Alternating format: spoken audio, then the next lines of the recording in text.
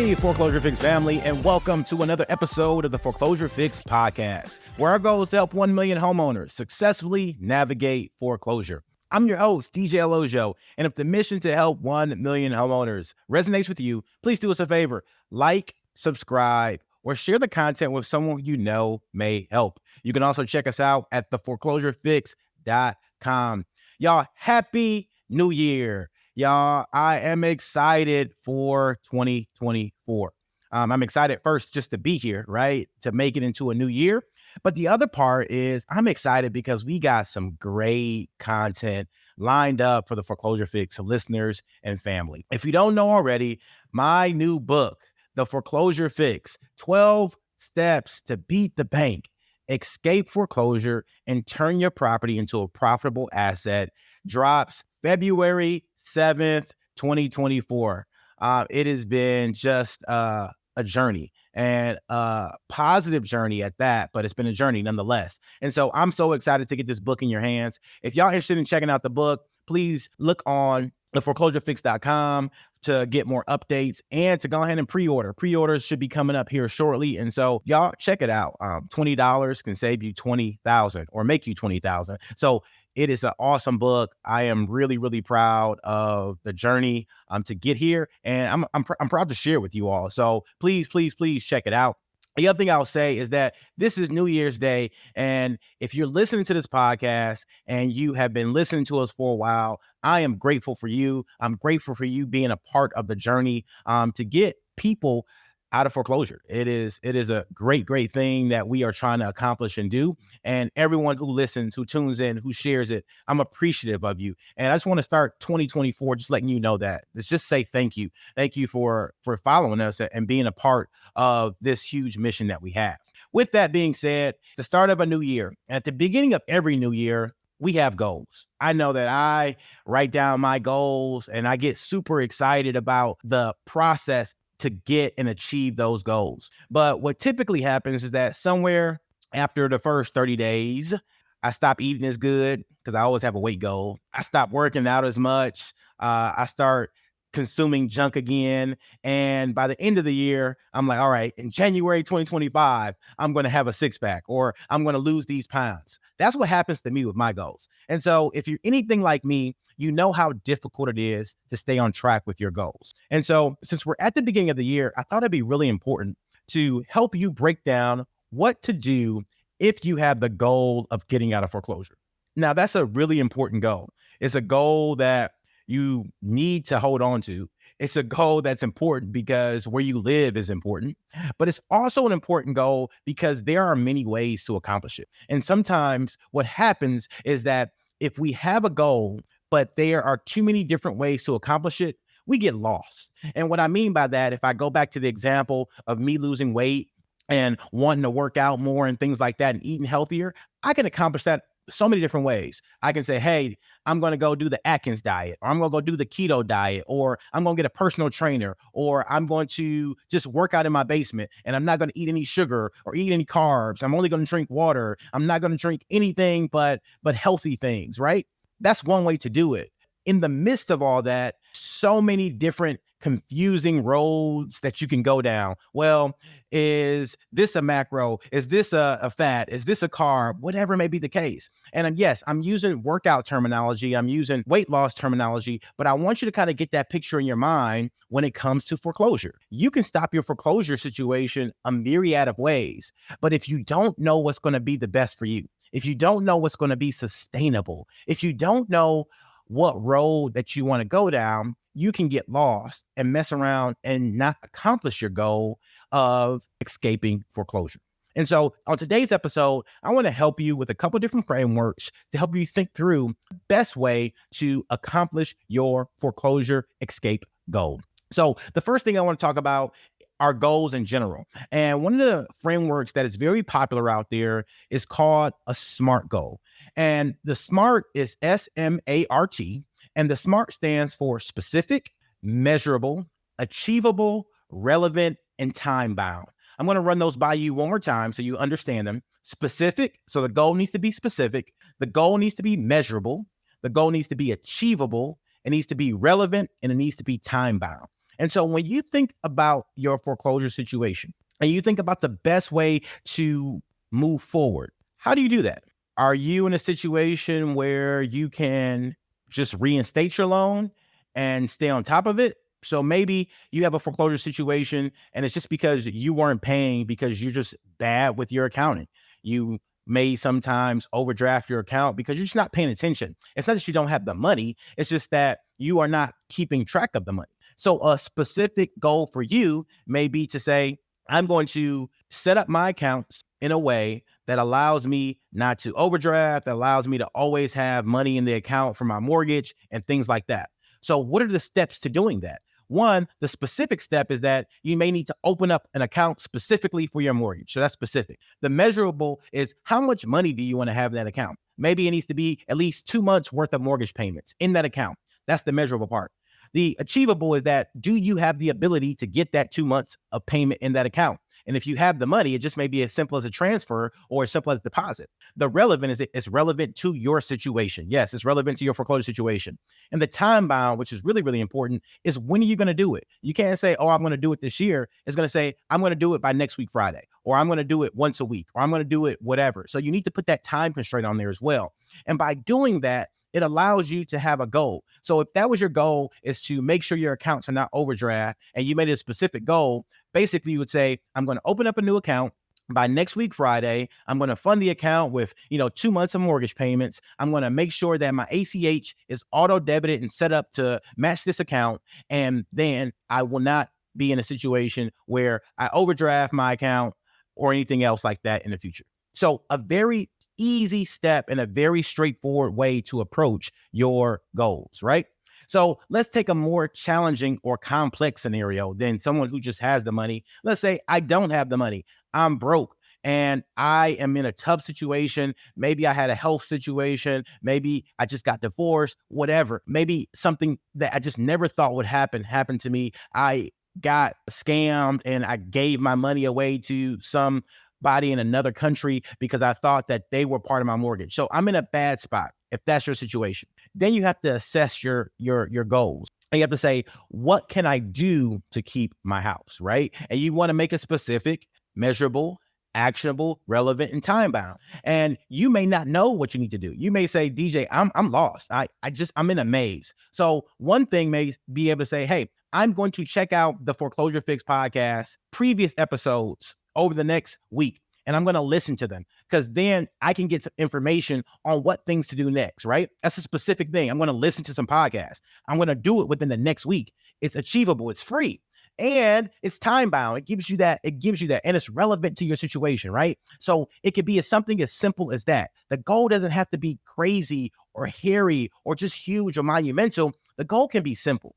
And I guarantee you, simple, smart goals are always the best. You don't want goals that are too big or too grand. It's like me saying, hey, I am trying to lose 100 pounds, right? If that's the goal, it's much easier to say, I am just trying to lose 5 pounds. And then when I get to 5 pounds, I'm going to lose 5 more. And then before you know it, you build the habits and the processes and the regimen to be able to then lose 100 pounds if that's what your ultimate goal is. But these goals can be small. It can be, hey, I'm going to have a conversation with an attorney about bankruptcy. And I'm going to have that conversation in the next 2 weeks, right? And so again, you have the specific, a conversation. It's measurable. Did you have the conversation or didn't you have the conversation? Very straightforward. It's achievable.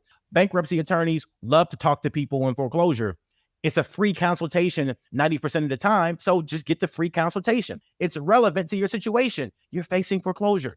It's time bound. You're going to do it within the next 2 weeks. So if you call somebody and they say they can't talk to you for a month, you're going to call somebody else until you find the person who says they can talk to you immediately. Again, the goal for you at the beginning of the year are to do things to get yourself in a better predicament.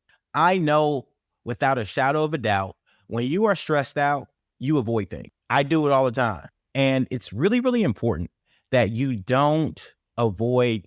And so make small goals that can be accomplished easily. Another easy goal to consider is I'm going to call my servicer and get a payoff and a reinstatement quote. Again, I'm going to call my servicer. It's specific. Measurable. Did you get the payoff? Did you get the reinstatement? Right? Is it achievable? Absolutely. They'll send it to you. Not a problem. Is it relevant? It's definitely relevant to your situation and time bound. When are you going to do it? I'm going to do it today, right? Actually, you probably can't do it today because today is New Year's. So you have to do it the next day because they're going to be closed on New Year's Day. So you got to do it tomorrow, right? And that is the things I want you to do for your foreclosure situation. I want you to go into it with the mindset of, I can do this. I don't want you to have that mindset of, oh, I can't do this or this is not going to work. I want you to have the mindset that you are going to escape foreclosure, that you are going to get out of foreclosure. And so it's very, very important that you start putting these small goals together. The next thing I want you to think about too is, what else can you do to help you get to your goal faster, right? So sometimes there's things that you can do to throw fuel kind of on that flame of a goal. And so one of the things that I always tell people, and one of the exercises I always tell people to do, is to do a personal financial statement. Now, if you've never heard of the concept of a personal financial statement, I don't want you to be overwhelmed. It is not something that is difficult, or it's not some big financial term. All it is saying, how much money or how much money and assets do you have? A lot of times people don't know what they have because we just don't take the time to write it down. It's, in a bank account, it's under the mattress, it's in our safe, wherever it may be. And so I want you to do a simple exercise to start this year off. I want you to grab a piece of paper, and this is not difficult. It can just be a regular piece of paper like this. Grab a piece of paper. All right. You're going to draw kind of a T on it at the top, right? So draw a T, right? This is a simple thing. You're drawing a T, right? And you got to excuse me. I got chicken scratch for penmanship. And then you're going to put at the top, you're going to put assets, all right? On one side, you're going to put assets. And then on the bottom, you're going to draw another T, all right? Same T. And you're going to put liabilities, all right? So your assets are the things that you have. They're assets. Your liabilities are the things that you owe. And so on the asset side, I want you to put your checking account. All right. You got a checking account, your savings account. And if you have multiple checking and multiple savings accounts, that's okay. You can just put them all, or you can just total them up on that one line. You're going to put your house. Obviously, this is the house that we're trying to save that's in foreclosure. I want you to also put your vehicles, if you have vehicles, because they have value. And then I want you to put your retirement or stock. Right? So you may have a large retirement account or a stock portfolio. And then the last thing is any other thing that you have of value. Maybe it's jewelry, maybe you have gold coins or whatever else may be the case, right? So on the asset side, and then that's on the left side of the T. So, and you got to excuse my chicken scratch. It's very terrible, but that's what you're doing. On the other side, right? I want you to put what you think the value is. So for example, if I have $2,000 in my checking account, the value of my checking account is $2,000. If I have $5,000 in my savings account, the value of my savings account is $5,000. Very straightforward. My house, right? You can use any website to figure out the value of your house. You can look at your tax assessment. If you're using a website like Zillow or Redfin or Trulia.com, make sure that you just don't use the final value on there. I like to discount that by probably about 15 to 20%, because sometimes it's wrong. What I always say about those websites is that they're never right. They're either too high or too low. But in this scenario, they give you a good gauge. So it's not a problem to use them. And we're just looking for a gauge. This doesn't have to be perfect. We're just trying to get an estimation of what we're worth. And so I would just take about 85% of whatever value they give you, right? So let's just say the house is worth $200,000.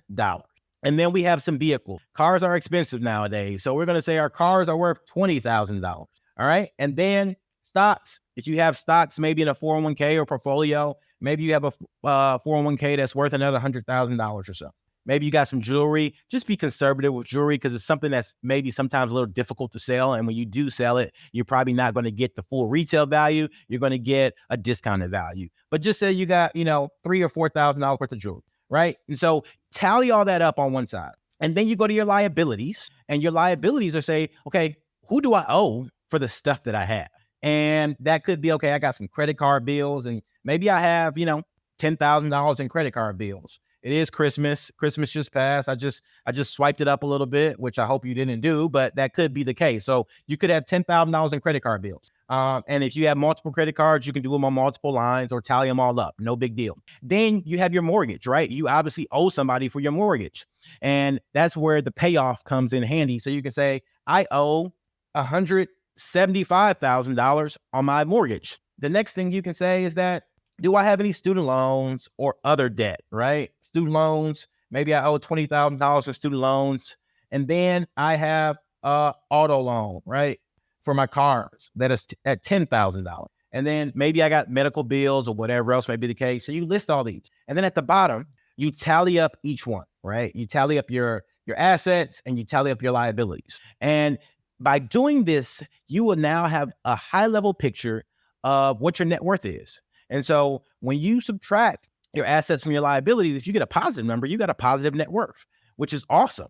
That means that you may have the money within your realm of resources to be able just to reinstate your mortgage and move down the road. But if you have more liabilities than you have assets, then you may be in a situation where you have to really think creatively about what your next steps are. And I give you this context because as you are making your goals at the beginning of the year, I don't want you to have a lofty goal that's not achievable. The worst thing you can do for yourself if you're facing foreclosure is give yourself a goal that is too lofty and not achievable, right? We want to be real with ourselves. We want to have candid conversations and we want to get the right help to help. And we want to get the right resources to help us as well. And so by really understanding what your financial situation is, it gives you a step forward in figuring out the best thing to do to start the year 2024 off right. The next thing I want you to realize is that it does not matter what this number is. And say it does not matter is because if your number is like a negative number and you're like, man, how did I get here? Why am I in this situation? It's not a time to beat yourself up or be down on yourself or start to get depressed. It's an opportunity to say, hey, I don't like the number I see and I want to change that. And the beauty of a new year, the beauty of a fresh start is that you can change that. You have the power. We live in the greatest country in the world. And if you're an immigrant, you can come here and be successful. If you were born here, you can be successful. The beauty of America is that it does not matter where you are. We live in the greatest country in the world, and it does not matter where you come from. If you came from America and you live here, you can be successful. If you're an immigrant, you can be successful. And so that is the beauty of our country. And that's one of the greatest gifts that America gives us. And so it does not matter what that number says. It matters what you do about it. How do you change it? How do you move forward positively? That's what really matters. And so I really want to make sure you understand that do not be melancholy or downtrodden by a lower number than you expected. It's just a reality check and say, how do we move forward in a way that gets us achieving the goals we want to achieve? And the beauty of a new year is that you can do that. I want to remind you that 2024 is going to be an amazing year. I don't know what happened to you in 2023. 2024 is going to be better. I'm guaranteeing you. And that's the mentality. That's the mindset that you have to have, that this year is going to be your year. This year is going to change your life, that you're going to move from a place of financial stress to financial freedom. You're going to take the right steps. You're going to build the right habits. You're going to change your mentality. And that's why 2024 is going to be a great year for you. Not just because you are going to overcome some obstacles, but your mindset is going to change. And so I want to be a part of that journey with you. So please do us a favor, like, subscribe, and check us out and stay connected to us, y'all. I'm here to bring you some of the best content around foreclosure that exists. And so please, please, please stay tuned with our journey. Y'all, with that, I want to go into my favorite part of the podcast, which is the bow tie round. Y'all, in the bow tie round, you, our listeners, get to tie one on with your host today, DJ Olojo. And the B in bow tie stands for your best advice for someone facing foreclosure. The O stands for one thing you are grateful for. And the W stands for your wildest or most interesting foreclosure-related story. The B in the bow tie round today, my best advice is to set smart goals. Y'all, it is so important that you set goals that you are going to achieve, right? I'm all for a lofty goal. And my wife says some of my goals are way too lofty. And that's great to have vision. But in the way you achieve the goal is to have these smart goals along the way that are time bound, that really help put some fuel on your fire and allow you to get to your destination a lot faster. And if getting out of foreclosure is one of those goals, you need to make sure that you are definitely putting tight time limits around them so that way you can move forward expeditiously. All right. Though one thing I'm grateful for, I am grateful for seeing 2024. I had a lot of different experiences in 2023 where people I love died. And the fact that I'm here, the fact that I'm alive, the fact that I'm well is a blessing and a testament to the creator of the universe. And so I'm so grateful that I'm here in 2024 and that at the end of the day, those people who we lost in 2023, I love them dearly, but I pray they are in a better place. And so that's what I am grateful for today. All right. My wildest or most interesting foreclosure related story this week comes from a story a realtor brought to me the other day. And it is just one of those stories where I always tell people that you need to have your expectations in line and in check. If you're a realtor and you are dealing with someone facing foreclosure, you need to reach out to me. We can help you. You need to make sure that you're dealing with people who are not time. One of the hardest things to do is judge someone's motives when you are interacting with them, especially when you're a service provider, because you don't know if they're being genuine or if they're being dishonest. And this story is about a borrower who was facing foreclosure numerous times. But when the realtor met him, this was pretty much the last time he was facing foreclosure. And he had a house that was worth probably around $350,000. So a good value there. And he had a first mortgage that was foreclosing that was in the range of $180,000. And he told the realtor that he wanted to walk away with $70,000. And so if you do the quick math, 180 plus 70 is 250. And the house had a value of $350. And so the realtor said, this would not be a problem. We can definitely make sure you walk away with the $70,000 you're looking for. The problem here is that the realtor did not know the backstory of this borrower. And this borrower had filed bankruptcy over 10 times. So he was a repeat offender and he was habitually looking for ways to trick or outsmart the system. And as a result of these repeat bankruptcies, the first mortgage balance wasn't just 180, it was significantly more. And then the other thing that he failed to disclose to the realtor is that he also had a second mortgage. And so not only did the realtor waste her time in marketing the property and getting showings and getting contracts and things like that, but she also was deceived by a homeowner who was playing games because he didn't tell her all the details of the situation. And so it put her and him in a very, very bad position.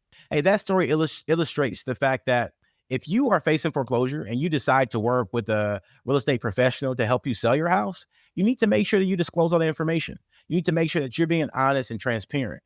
That is the way those individuals make their living, right? Who wants their time wasted? Nobody wants their time wasted. And so that story is one of those things where it's just challenging when you're working with people who are deceptive.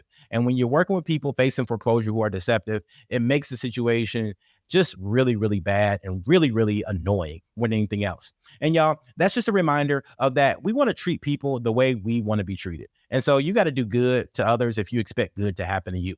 With that, y'all, that concludes our episode. Again, if the mission to help 1 million homeowners resonates with you, hey, do us a favor, like, subscribe, and check us out.